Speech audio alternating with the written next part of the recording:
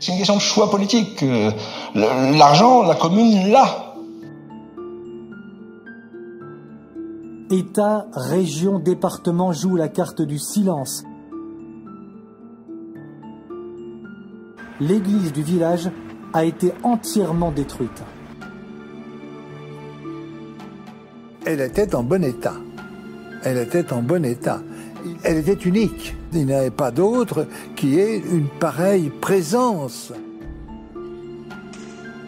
Même les plus moches, même les plus mal entretenus, même les plus abîmés, représentent un lieu unique qui ne pourra jamais être confondu avec une salle de concert, ni avec un musée, ni même avec un château, et encore moins, bien entendu, avec un rond-point.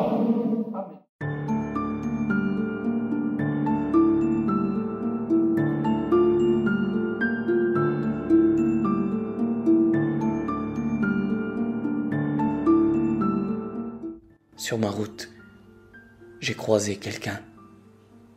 Il m'a appris qu'il y avait ici une abbaye.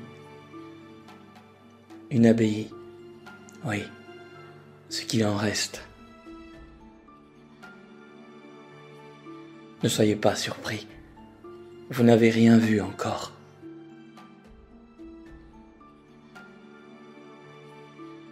C'est comme si quelqu'un ou quelque chose m'attendait, m'espérait. Vous la voyez si abîmée, mais elle est juste un peu éprouvée, fatiguée. Ces lieux sont les témoins fragiles qui ne meurent pas, les trésors de nos mères qu'on ne vend pas. Ce champ est encore fécond. Ces pierres sont encore habitées.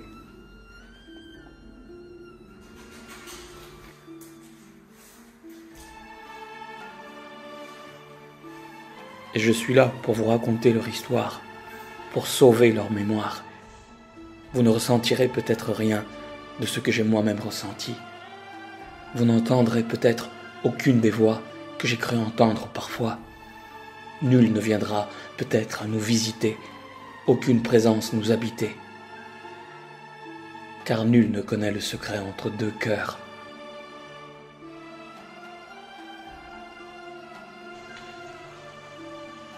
Il en va de même quand une âme s'ouvre à une autre.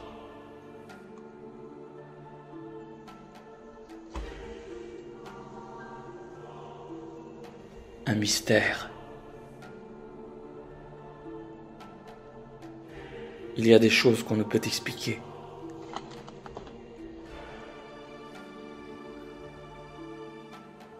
Mais ce sont nos actions les plus simples qui changent le cours de l'histoire, le cours de notre vie. Elle me rappelle cette maison de mes grands-parents dont je n'ai connu que les ruines, bombardée pendant la guerre, sur laquelle, enfant, je me tenais debout pendant les vacances d'été. Cette maison que mon grand-père voulait nous reconstruire avant de mourir. Je les revois à travers cette abbaye. Et je sais que je suis là pour elle, mais aussi pour eux et pour moi, pour vous, pour nous, pour chaque homme blessé et qui cherche un refuge loin des guerres et des souffrances du monde.